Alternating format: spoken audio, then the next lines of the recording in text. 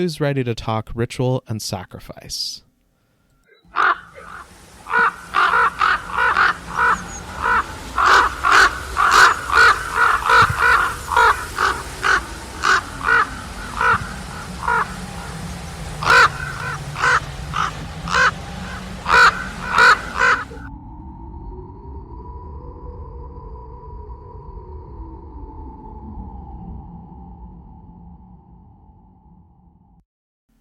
If there's two things that are strongly associated with the modern pagan movement, it's everything tends to be ritualized, and we also do sacrifices to our different gods, powers, and what have you. In some ways, this makes a certain amount of sense. Pagan and heathen ritual is a very different kind of beast from the much more structured and linear kind of models that they tend to see in Christianity and modern churches. After polytheism, how heathens and pagans do ritual is one of the more visible differences between what we do and what more Christian-influenced forms of spirituality do. What this also means is there's a little bit of a disconnect at work. Like how we ran into in the last explainer, where the concept of deity as exists in Nordic myth is very different from the concept of deity as exists within Christianity and more broadly within Abrahamic spirituality. The same is also true for terms like ritual and sacrifice. What I'm going to do in this explainer is unpack briefly why we do ritual, what the heathen understanding of the word sacrifice is, and I will finish with some of the core rituals of modern heathen spirituality, and particularly how it's done within fire and ice practice. So let's get started by circling back to the concept of ritual. Ritual is a term that often gets thrown around in modern society as an item of derision, as sort of a way of infantilizing or otherwise diminishing the validity of a particular set of practices, customs, or other forms of specific ordered human behavior. This is despite the fact that ritual is probably one of the oldest social technologies that human beings have, and our society is full of all kinds of rituals. We could start with things like school graduations, where everybody has to wear specific garments before then being assembled in a designated place, where statements and specific formula are recited by the presiding officers, addresses are given, which is something that fits nicely with the whole Christian frame of needing a homily or something right in the middle, and then a special token is conferred upon all the initiates who are present. Or how about presidential inaugurations? The anointed one who has been chosen to lead their people is ferried to the anointed place of power, brought before the chief lawgiver of the society, and made to swear an oath to uphold the laws of that society before then being conferred with the honor of being president. What these, like all rituals, do is serve as a way of changing or conferring something around social status or order within society. Ritual, as described both in David Graeber and David Wengrow's The Dawn of Everything and Chris Godston's Magic: A History, is a critical social tool for constructing shared order and meaning, and is used to confirm or affirm new social orders. You could even argue that ritual isn't just a human thing. Certain forms of animal behaviors, such as mating behaviors and play behaviors, follow a certain ritualistic pattern. And if we're going to be animistic about it, other than human and other than animal intelligences are said to engage in their own forms of ritual as well. More specifically in heathenry, there's descriptions in the Voluspa of the Aesir raising temples to unknown powers who they regularly give offerings to themselves. The same is also true of sacrifice, a term that's gained a certain kind of weight because of how it's understood within Christianity. Specifically, that the crucifixion was meant to be the last sacrifice. Now, sacrifice still is very much a thing within Christian theology, but it tends to be fairly extreme in terms of the examples that show up. Instances like martyrdom and suffering significant deprivation and complete selfless devotion to a particular task tends to be the bar for describing sacrifice. It is a bit all or nothing when you think about it. What also makes things a bit muddier is that this term then tends to get conflated with the pagan practice of giving offerings, which tends to get lumped under the umbrella with sacrifice by outside observers, but really is sort of its own thing and represents a completely different understanding of one's relationship with the powers around you. This also isn't helped by regular lurid portrayals of human sacrifice in media, such as, for example, The Wicker Man and Midsummer, both of which are stories where pretty explicitly pagan groups engage in human sacrifice, in Midsummer of a particularly gruesome and bloody variety. What makes for great cinema, particularly in the case of The Wicker Man, doesn't really make for an accurate rendering of what really is going on in myth when you're talking terms like sacrifice and offerings, which we're going to be splitting apart because that's how it's done in heathen and pagan spaces. So let's break that down. Offering is something that is a lot easier to unravel and unpack. The core of the logic behind offerings is the cycle of gifting and reciprocity that runs throughout Nordic myth and heathen spirituality. Gifting is a process of exchange for mutual benefit, where a person will give a gift to a friend, and then at some point in the future, that friend will reciprocate with a gift of their own. It's a form of establishing and maintaining social connections. And that's essentially what an offering is. It's the giving of a gift, something that can be given that has importance, such as, for example, the first pour of a cup of coffee, or perhaps a small dram of some kind of liquor, if that's your preference, given as a way of thanks and offering friendship. Offerings can also be given to any kind of power. Offerings to gods, for example, make up the core of the blot ritual, which I'll talk about later in this episode. Offerings to the dead in the form of meals, food left out, and stuff like that is a practice that's evident worldwide in a number of different forms. You could even argue the Catholic practice of lighting candles and saying prayers for deceased relatives is a form of mortuary cult in a similar fashion. From a heathen perspective, what matters for an offering is that it's a thing of value and can be freely given by the person extending it.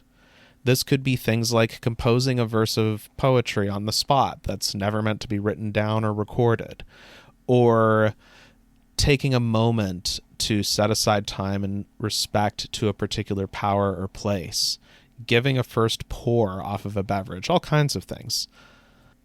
This is also something that is much more common within day-to-day practice among heathens and pagans.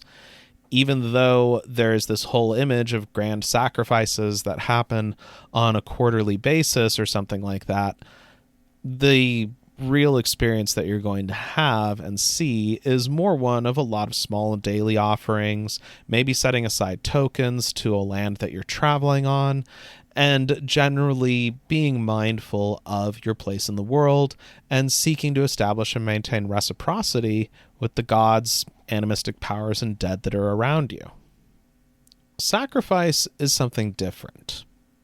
Sacrifice is a much more powerful and resonant thing. This starts with the meaning of the word itself, which means literally to make sacred. If offerings are understood, particularly within a heathen context, as gifts, as establishing, maintaining, and reinforcing relationships based on mutual respect and affection, then sacrifice is something that is more permanent, something that fundamentally changes the nature of those who engage in the sacrifice. Where offerings of all sizes and shapes are a pretty common thing within pagan and heathen spirituality, sacrifice tends to be something much more associated with moments of initiation and great personal transformation, rather than being something that is done on a regular basis. This relationship with transformation and change is also something that's very important when we're talking about sacrifice. This is not unique to heathenry or even paganisms when you think about it. Individuals in different societies throughout history and from around the world who feel some kind of spiritual calling are required to often undergo some kind of extended initiatory process. And this process is one that involves great transformation intended to bring them closer to whatever that divinity is. In many cases, these initiations involve some kind of ordeal or deprivation that puts the individual into a different state, a different kind of place than they were before. For folks who are familiar with ecstatic practice and ecstatic spirituality, this is something that makes a certain amount of sense. These kind of extreme stimuli, changes in inputs, and how you live can create significant shifts in your state of consciousness, thus making you receptive to different kinds of experiences and information than you normally would. Modern pagan initiations and similar heathen rites also tend to incorporate a degree of these kind of experiences. Though I do have to say, if you're even thinking about doing something that is in any way remotely initiatory and sacrificial in this way, please make sure that you have other people there that you trust to make sure that things stay safe. Also, anyone involved should have fully informed consent and knowledge of what to expect and what is coming. When it comes to Nordic myth, one of the greatest examples of this kind of initiatory sacrifice can be found when Odin hanged himself from the world tree in pursuit of knowledge and understanding. As it says in the Havamal, beginning verse 139, Bellows translation, I ween that I hung on the windy tree, hung there for nights full 9. With the spear I was wounded, and offered I was to Odin, myself to myself, on the tree that none may ever know what root beneath it runs. None made me happy with loaf or horn, and there below I looked. I took up the runes, shrieking I took them, and forthwith back I fell. This also reveals a major difference in terms of what sacrifice can mean and do. What is offered up can become the means for achieving and reaching greater levels of understanding. Sacrifice is a thing that brings about change and transforms the relationship between that which gives up the sacrifice and the sacred they are interacting with. So with that said, it is important to understand that the core of most heathen rituals tends to be some form of offering, and that sacrifice is something that tends to be much more rare and specific. This is a pattern that we see pretty consistently in heathen ritual, with 3 of the most common being the blot, the oath, and the sumbel. Blot is probably the most common of all heathen rituals, and it can be as complex and ornate as a Yuletide high bloat that culminates after a great feast and all kinds of other stuff, all the way down to something as simple and humble as pouring out a bit of water by the roadside when on a long journey. The origins of the bloat rite can be found in the same general cultural and spiritual stream that gave rise to other similar votive rites and rites based on offerings, which emerge all over the place in different European spiritualities. Everything from the sacrifices of the Greeks and the Romans before their temples to the great rites at Uppsala, which were said to take place every 9 years, shows a consistent pattern of crops, livestock, and sometimes often enslaved human beings being given up as offerings to particular gods. In the case of the Nordic peoples, the surviving descriptions we have of bloat-type rituals involve usually the sacrifice of animals and livestock, specifically by means of bleeding them out and offering up the blood itself as the offering, before then distributing and cooking the meat that made up the particular animal. As is described in the Heimskringla, to this festival, all men brought ale with them, and all kinds of cattle as well as horses were slaughtered, and all the blood that came from them was called hlot, and the vessels in which it was collected were called hlot vessels. Hlot staves were made, like sprinkling brushes, with which the whole of the altars and the temple walls, both inside and outside, were sprinkled over, and also the people were sprinkled with the blood, but the flesh was boiled into a savory meat for those present. This was then followed by feasting, performances by skalds, general merrymaking, as well as some really important acts of wealth redistribution. The hosts of these bloats tended to be the most influential people within their particular region, and whether they were an Icelandic gothi or a Norwegian jarl, these feasts and bloats were an opportunity to both share of their literal bounty in terms of sharing up the meat of the livestock that were slaughtered as part of the bloat rite, as well as giving away some of their wealth. The most celebrated of these kind of community leaders were heralded as ring givers and praised because of their generosity. The modern heathen bloat is significantly less bloody, though there are some specific and local groups who do still offer up livestock as offerings. Those groups also tend to be folks living on farms who are already raising these livestock and tend to do so in a humane and sustainable fashion. For the other 99.9% of modern heathens, bloat usually consists of giving offerings of different kinds of prepared food and drink, or specific art objects, things like corn dollies, hay horses, and stuff like that, as ways of showing affection and respect for the particular power they're giving the offering to. Regardless of what is being offered, the pattern of how it's done is always the same.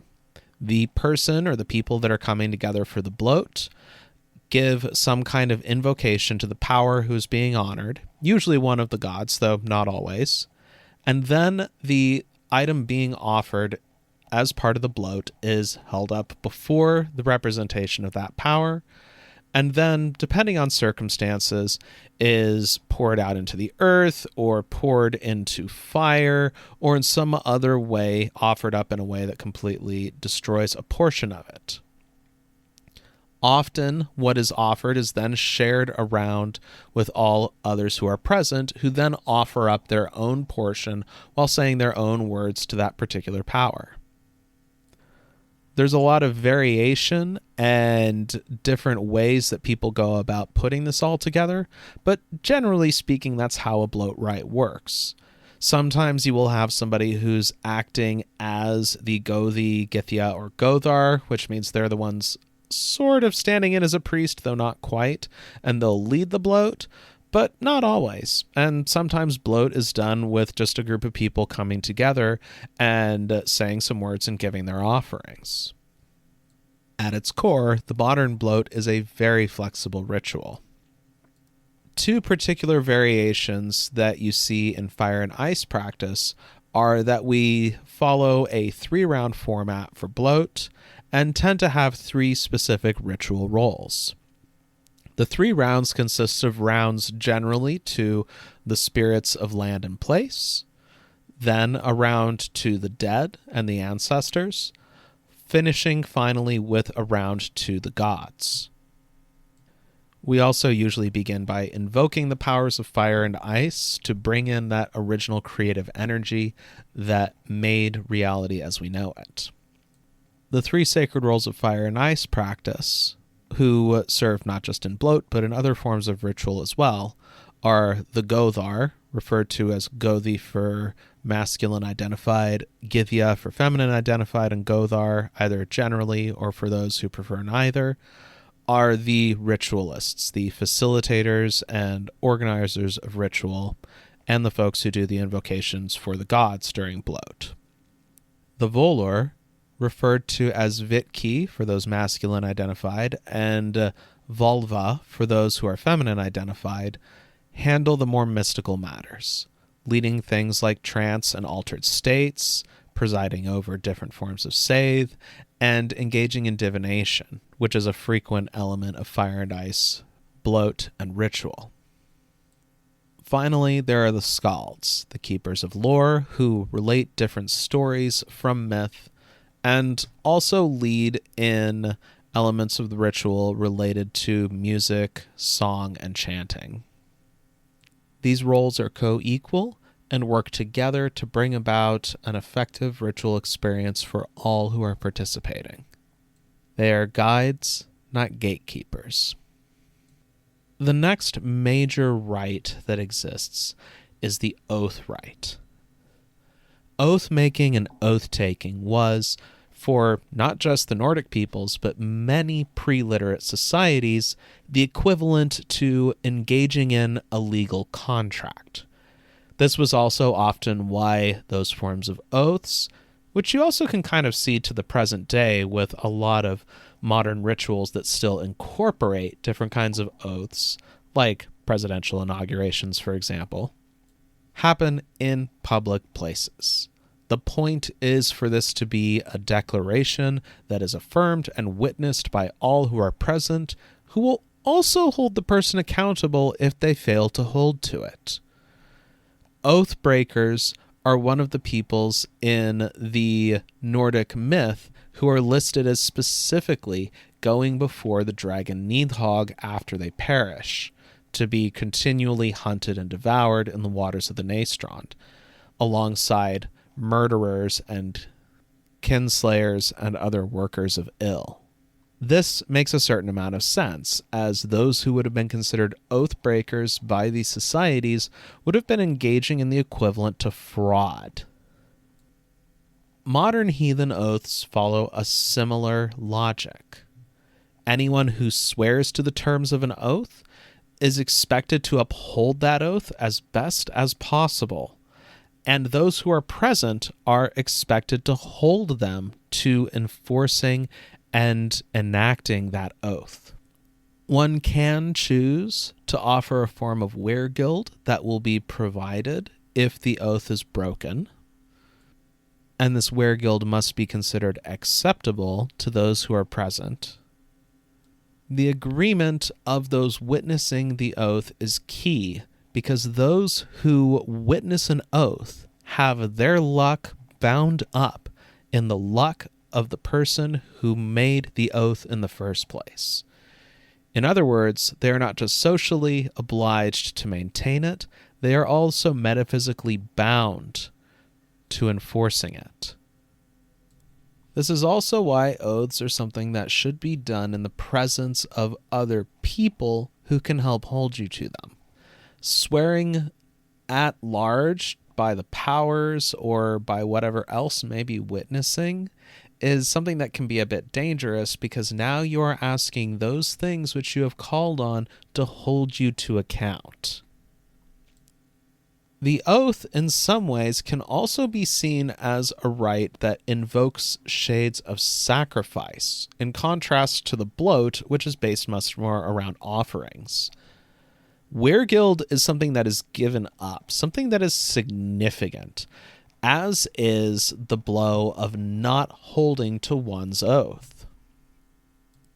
Offering weregild or failing to uphold an oath is a big thing, and it represents a significant change for the person, which is not quite the same as, say, an initiatory ordeal, but is still a powerful shift. One form of oath that is particularly common within heathen practice, as well as fire and ice practice, is making oaths to specific gods. What is strongly encouraged, and what I encourage with this as well, is that when developing these oaths, which are meant to affirm a deep and abiding relationship with a particular power, is to really spell it out, to work it out, and to engage in an extended bit of negotiation and asking for second opinions. Being oath-bound to a particular god is not a common thing, and it represents a deep and powerful commitment. It also should be done in the presence of others. One rite you might also see in heathen spaces, though this one's not quite that common and tends to be associated with more particular communities, is what's referred to as sumbel. And this consists of people in a circle boasting of their particular accomplishments and also sometimes engaging in oaths. This has some basis in rituals that were engaged in by members of the warrior aristocracy of the Nordic world, particularly within Anglo-Saxon England, which is where the word originally comes from. It is, however, by no means universal, and it's not something that's done very commonly. So that, in a nutshell, is ritual and sacrifice. What it is, what it isn't, and why these things are important in modern pagan and heathen practice. Thank you again for tuning in. This has been Ryan Smith at The Wayward Wanderer, now signing off. If you want to find out more about radical heathen practice, head on over to onblackwings.com, where you can find articles, classes, resources, and more. This podcast was created and produced by Ryan Smith. Thanks for listening.